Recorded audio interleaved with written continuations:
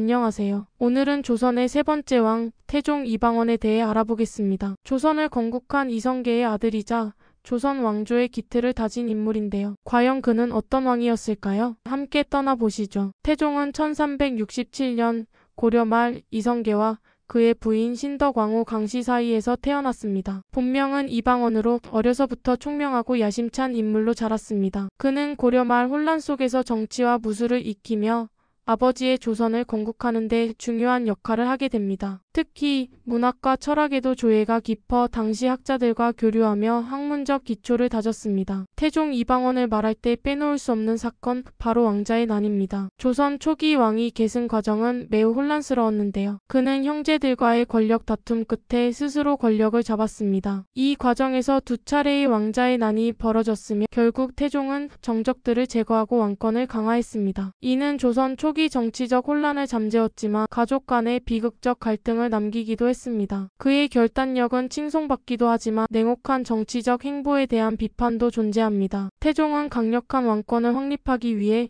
여러 가지 개혁과 정책을 시행했습니다. 주요 업적을 살펴보면 국민의 신분과 세금을 체계적으로 관리하기 위해 호패법을 도입했습니다. 이는 조선 사회의 질서를 강화하는 데 큰 역할을 했습니다. 중앙 집권화를 강화하기 위해 국정 운영 방식을 재정비했습니다. 이를 통해 모든 정책이 왕의 통제를 받을 수 있도록 했습니다. 강력한 군사체제를 확립하여 외세의 침략을 막았습니다. 특히 병권을 직접 장악하여 군사력의 효율성을 높였습니다. 백성을 위한 세금 제도를 개편하고 농업 생산을 장려하며 경제적 안정을 꾀했습니다. 이를 통해 조선의 기틀이 안정적으로 자리 잡을 수 있었습니다. 불교의 지나친 세력 확장을 억제하고 유교 중심의 사회를 구축했습니다. 그는 성균관을 강화하여 유학 교육을 진흥시켰습니다. 태종은 결단력 있고 강한 성격으로 알려져 있습니다. 그는 자신의 권력을 위해 과감한 결정을 내렸지만 동시에 백성을 위한 정책을 시행하며 조선의 토대를 탄탄히 다졌습니다. 하지만 이러한 강력한 통치는 때로는 지나치게 냉혹하다는 평가를 받기도 했습니다. 그의 정책들은 조선 사회를 안정시키는 데 크게 기여했지만 그로 인해 희생된 이들도 많았습니다. 이런 점에서 태종의 통치는